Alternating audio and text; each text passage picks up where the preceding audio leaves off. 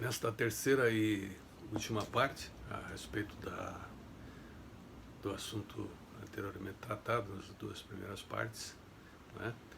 Em conclusão aí, precisamos ainda falar a respeito da purgação da mora, né? Já havíamos ali iniciado purgação da mora, então, como dito e já falado, né? Ou emenda da mora, ou conserto da mora, né? A reparação decorrente do retardo no cumprimento da obrigação ou da aceitação por parte do devedor ou do credor, respectivamente, conforme anteriormente já foi dito. Trata-se a purgação de possibilidade legal conferida ao interessado para evitar as consequências dela decorrente, oferecendo ou aceitando a prestação devida e os respectivos efeitos. A purgação da mora somente se pode verificar se ainda se afigurar útil ao credor o recebimento da prestação, né?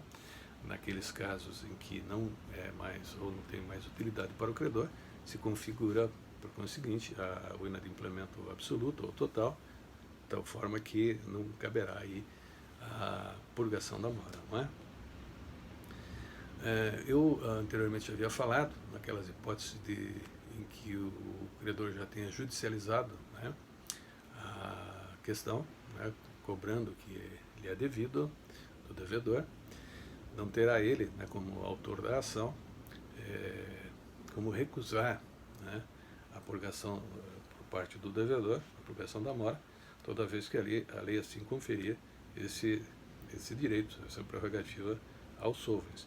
E isso se dará até o momento em que ele, o devedor, a parte requerida na ação, ou o réu, como queira, né, da ação, até o momento da contestação, o fizer, né? Pois bem, como é que se dá essa purgação da mora, né, conforme anteriormente dito, por parte do credor, com a aceitação dele, né, do preço novo da coisa e com a assunção por ele, né, obrigatoriamente, das despesas restantes, né? Então, as despesas de conservação da coisa, quando ele tiver recusado a prestação que consiste na entrega de um bem, né? Cabendo então ao devedor continuar a cuidar do bem e, para tanto, tendo despesas na conservação desta coisa, né? A purgação da mora vai ocorrer por parte do devedor com o pagamento das prestações e despesas restantes, né? Obviamente aqui o pagamento da dívida já acrescida dos consectários legais, juros, demora, né, autorização monetária, correção monetária, né, honorários de advogado, quando o caso, e também quando tiver sido convencionada, né, com o acréscimo da cláusula penal ou multa convencional, né?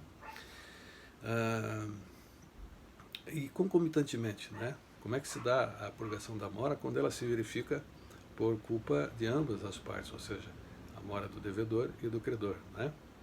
Pelo cumprimento puro e simples da obrigação e a sua aceitação, sem os efeitos da mora, porque a mora de um e de outro, né, concomitantemente, anula os efeitos daí decorrentes, ou seja, os efeitos da própria mora, né?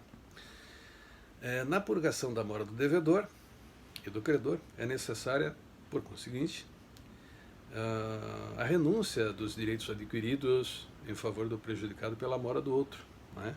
Então é uma espécie de compensação aqui que se opera, né? E é razoável, né? Afinal de contas, foram eles, as próprias partes, né, credor e devedor, que ensejaram o retardamento no cumprimento da obrigação. Purgada a mora, obviamente, cessam os efeitos dela decorrentes. Todavia, sobrevindo outro fator extintivo da obrigação, cessam os efeitos da mora com a terminação desta última, independentemente da existência de purgação.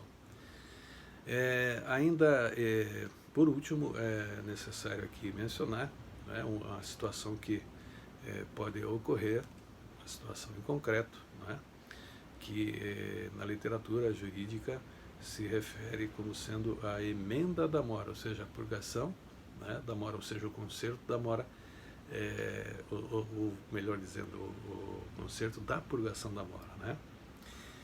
Caso aquele que incorreu em mora venha a realizar a sua purgação em prestação menor que aquela que deveria efetuar, cabe-lhe o direito de proceder à emenda da purgação da mora. Né? Então aqui é uma possibilidade que eu não poderia me furtar a analisar também para conhecimento dos senhores e das senhoras. Assim, por exemplo, cabe a emenda da purgação da mora em processo judicial de despejo, né, por falta de pagamento. Hipótese na qual o juiz considerar o prazo de 10 dias para que se efetue depósito complementar do valor devido para os fins de purgação. Não se confunde a emenda da purgação com a cessação da mora. Figura esta analisada por vários autores, né, de obras jurídicas, literárias jurídicas, que se debruçam sobre o assunto, como exemplo de Orlando Gomes, Agostinho Alvim e Maria Helena Diniz, para citar apenas esses, que se constitui em gênero do qual a purgação é espécie. A cessação da mora de start pode ocorrer por outras razões que não a purgação, como no caso de adimplemento indireto da obrigação por novação, remissão ou renúncia, sobre assuntos sobre os quais já nos debruçamos em outro vídeo, né, quando tratamos das formas especiais de pagamento ou meios indiretos de cumprimento da obrigação. Né. Então esse é o assunto final, né, dessa terceira parte, para finalizarmos aí, né, o que é necessário sabermos, né, a respeito da mora e seus efeitos, né, das suas modalidades, suas espécies, da possibilidade de purgação da mora, né, ou seja, da emenda da mora ou do conserto dela, né, e ainda a possibilidade, em último caso, de purgação da própria purgação, né, ou seja, a emenda da purgação da mora, né, como vimos.